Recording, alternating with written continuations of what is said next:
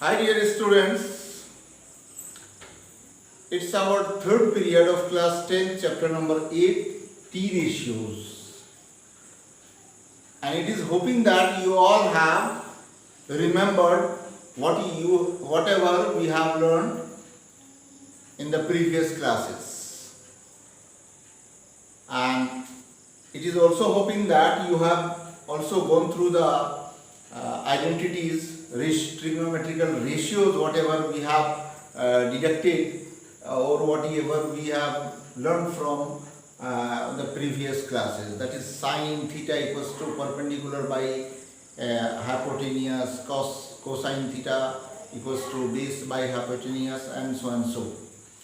And here is this question for you, that in the triangle ABC, right angle at B, AB equals to 24 centimeter and BC equals to 7 centimeter.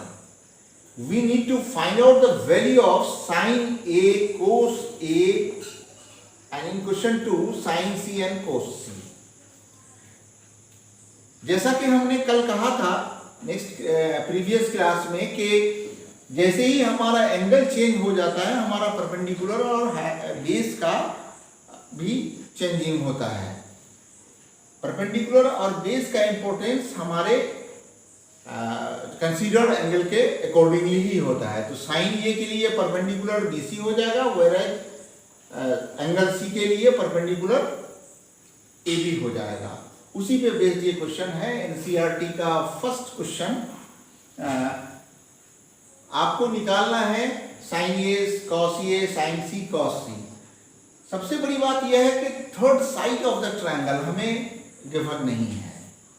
तो हम जानते हैं Pythagoras theorem में किसी एक identity को आपने पढ़ा है, और अभी क्लास 10th में सिमिलर ट्रायंगल्स को आपने प्रूव भी किया है कि the square on the hypotenuse must be equals to the sum of the squares on the perpendicular and base of the right angle triangle. तो किसी भी राइट ट्रायंगल में हाइपोटेन्यूस का स्क्वायर परपेंडिकुलर स्क्वायर और बेस के square के सम के equal होता है।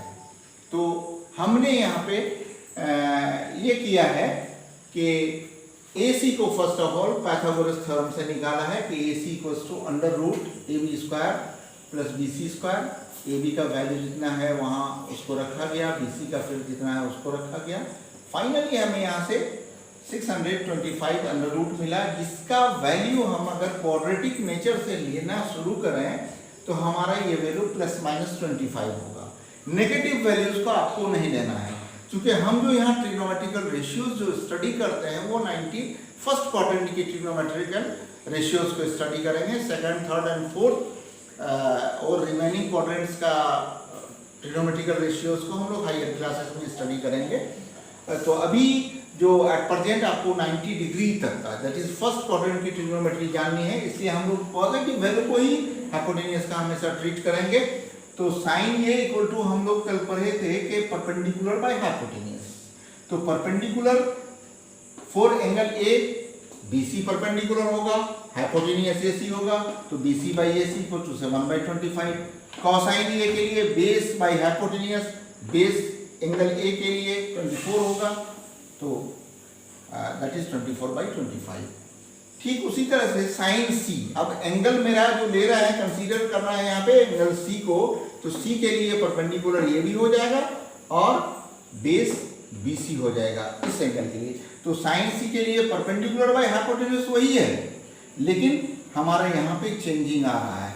यहाँ पे फर्स्ट केस में मेरा BC परपेंडिकुलर था, अब इस केस में मेरा परपेंडिकुलर AB हो जाएगा और हाइपोटेन्यूस चेंज नहीं कर रहा है, तो ये 24/25 हो गया। फिर यहाँ पे आप देखो कोसाइन ऑफ सी अगर लेंगे तो बेस बाय हाइपोटेन्यूस, बेस हमारा इस एंगल के लिए BC है और हाइपोटेन्यूस AC है, तो 7/25 हमने लिखा। Okay, now it's a question in the given figure, find tan P minus cot R, that is tan P minus cot of R। Tangent of angle P minus करना है cotangent of R से। अब यहाँ पे आप एक चीज देख रहे हो कि फिगर में हमें पी क्यू का वैल्यू 12 सेंटीमीटर दिया हुआ है, वेरएज पी आर का वैल्यू 13 सेंटीमीटर दिया हुआ है। तो इस तरह से हमारा ये हो जाता है कि हमें क्यू आर निकालने हैं, यानी परपेंडिकुलर और हाइपोटेनियस इस एंगल के लिए अगर हम ट्रीट करें तो ये दोनों चीजें दी हुई है, ये चीजें ये नहीं दिया हुआ है। तो इसको निकालने के लिए हमें क्यू आर को निकालने के लिए दिस का square must be this square minus this square हो जाएगा। वही चीज हमने यहाँ पे लिखने की कोशिश की है using Pythagoras theorem, Q R must be equals to P R square minus Q R square का क्यू पी का स्क्वायर अंडर रूट, फिर दोनों के वैल्यूज को यहाँ से जो गिवन है वो दिया गया है 13 square minus 12 square 169 minus 144। After subtraction will get 25 and यहाँ पे पॉजिटिव वैल्यू 5 आएगा। तो क्यू आर का वैल्यू जब हमें 5 आ जाता है तो ये तीनों साइड्स जब सेगमेंट ट्राइंगल का निकल जाता है तो हमारे लिए कोई भी रेशियोज को डिडक्ट करना या कैलकुलेट करना आसान हो जाता है। अब tan p का वैल्यू क्या होगा, tan थीटा इक्वल्स टू हम लोग जानते हैं परपेंडिकुलर बाई बेस। तो फॉर एंगल p और perpendicular must be Q R base क्या हो जाएगा यहाँ पे पी क्यू, p एंगल के लिए माइनस कॉट आर ये एंगल, तो इस एंगल के लिए बेस बाई हाइपोटेनियस होता है, बेस बाई कॉट थीटा का मतलब बेस बाई परपेंडिकुलर। तो r के लिए बेस हो जाएगा Q R by perpendicular P Q.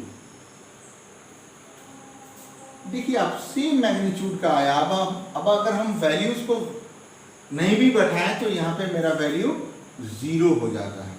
Okay, आप चाहो तो वैल्यू को पुट भी कर सकते हो, वैल्यूज को यहाँ पुट करने की भी जरूरत नहीं है। Clear? Okay, now here is a question, if 8 sec theta equals to 17, it is given, find all the t ratios. Suppose करो आप ट्रायंगल अगर बना लेते हो तो बहुत कन्वीनियंट होगा। तो एक ट्रायंगल हमने ट्रेस किया, इस एंगल को हमने 90 डिग्री का दिया, इस एंगल को हमने थीटा मान लिया। तो हमें यहाँ पे दिया है कि 8 sec theta equals to 17 given है। अब इस पे sec थीटा का वैल्यू अगर निकालेंगे तो 17/8 हो जाएगा हाइपोटेनियस बाई बेस। अब हाइपोटेनियस बाई बेस जैसे h, हाइपोटेनियस को हमने h कंसीडर किया जिसका वैल्यू 17k, और बेस को हमने b कंसीडर कर लिया जिसका वैल्यू 8k। अब आप ये पूछोगे कि 17k क्यों इंट्रोड्यूस किया गया, या x क्यों या y क्यों, कोई सम कांस्टेंट हमने यूज किया है यहाँ पे। क्योंकि देखो यहाँ पे रेशियो जो है हमारा शॉर्टेस्ट फॉर्म में है, तो अब ये एग्जैक्टली हम ये नहीं कह सकते हैं कि उस ट्रायंगल का हाइपोटेनियस 17 यूनिट ही है। दैट्स व्हाई हमने k यहाँ पे एक कांस्टेंट के रूप में यूज किया है। तो उसी तरह से परपेंडिकुलर p निकालेंगे h square minus b square करके, तो फिर हमारा निकलेगा 15k फाइनली। अब हमें ऑल द t रेशियोज निकालना है। तो सेक थीटा तो हमारा यहाँ पे निकल गया, दिस इज योर आंसर।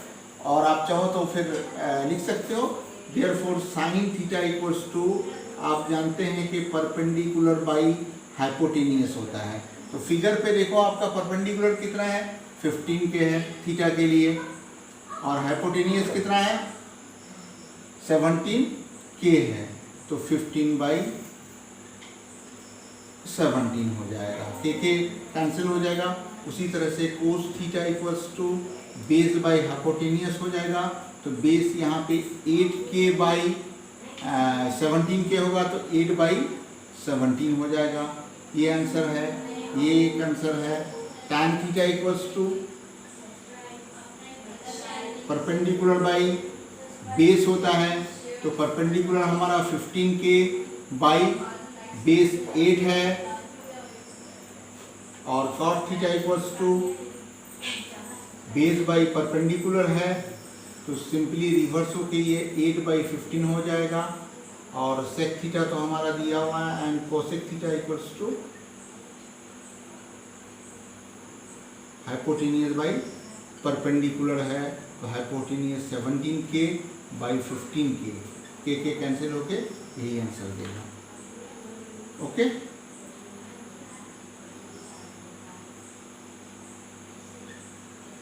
तो ये हमारा फाइनली कैलकुलेशन हुआ। अब आप रिमेनिंग क्वेश्चंस अपने बुक का बनाइए। बाकी जो क्वेश्चंस है आई थिंक बहुत आसान है, आप एक बार प्रैक्टिस करो, फिर हम लोग देखेंगे। अगर कोई कंप्लेन आता है, कहीं पे कोई क्वेश्चन नहीं बनता है, तो आप उसको मैसेजिंग करके आप हमसे पूछ सकते हैं, फिर मैं बताने की कोशिश करूंगा। और एक क्लास में टी रेशियोज पे लूँगा जिसमें हार्डर क्वेश्चंस होंगे, थोड़ा सा ट्विस्टेड क्वेश्चंस होंगे, वो नेक्स्ट पीरियड में, पीरियड नंबर 4 में देखेंगे। Okay, thank you.